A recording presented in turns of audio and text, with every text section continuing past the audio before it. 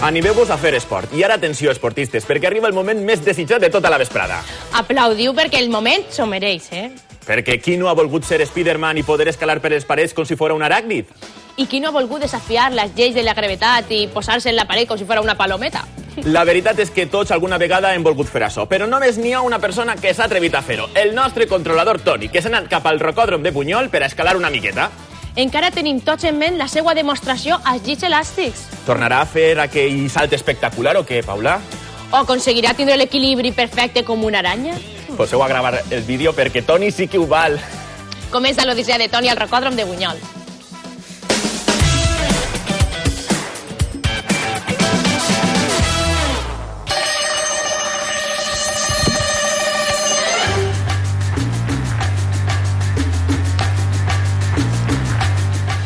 Escalant de paret a paret, he arribat a Bunyol per donar-vos una lliçó de com s'escala. Prepareu-vos, que arriba Spiderman. Cuesta un poquito, Sí, però ja que estem parlant de caigudes, això no serà perillós, veritat?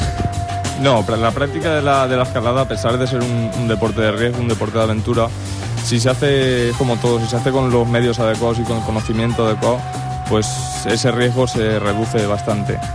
Aquí tenemos en el rocódromo, por ejemplo, tenemos la peculiaridad de que estamos escalando y el suelo está lleno de colchonetas, como podéis ver. Puedes venir aquí solo, te puedes caer, puedes levantarte y no necesitas a nadie.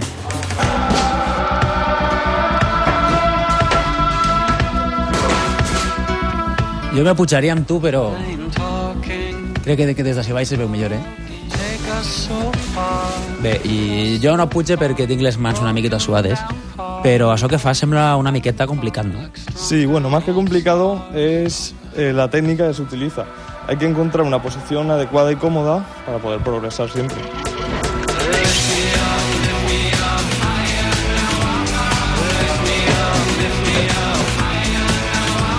I ja que estic amb l'Esperi de l'Home Aranya, Edu, ¿podrías enseñarme a escalar? Sí, por supuesto que sí.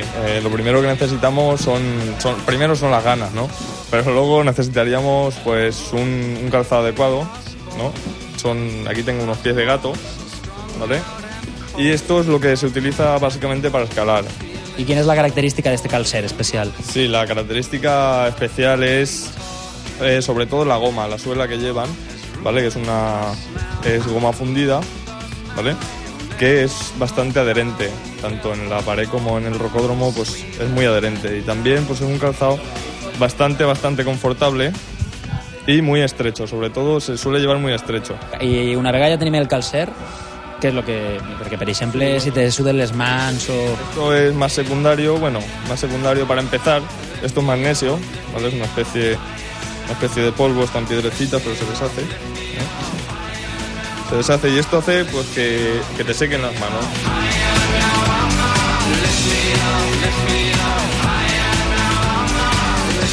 Pues sí que ho ha fet, sí.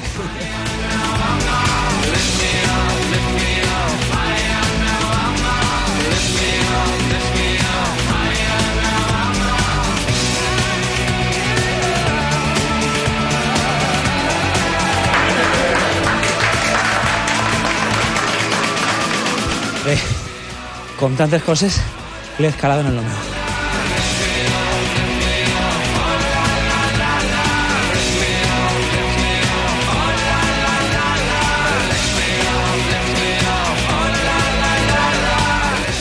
La veritat és que no mos ha decebut Toni, A veure, Paula, què vas a fer este cap de setmana? Conta.